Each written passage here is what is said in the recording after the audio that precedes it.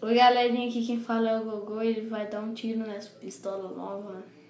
Nossa, que eu comprei. Nós compramos uma pistola. Uma azul. Eu não sei que cor é essa. Que cor que é essa? É... Amarela.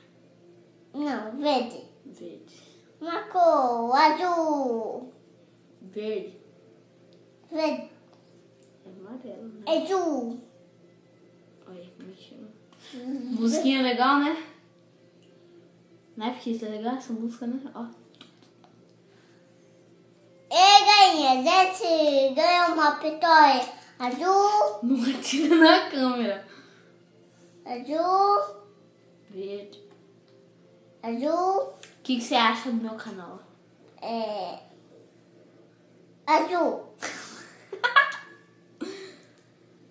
Fala assim, ó, porque tá... O quê? Eu acho que Ah, é o verde? O azul, o verde. Como que é o seu nome? Oi, Henrique. Luiz Henrique. Quantos anos você tem? Faz assim, ó. Faz assim. Porque ele tem 2 anos. 2 anos. Aí você tem anos.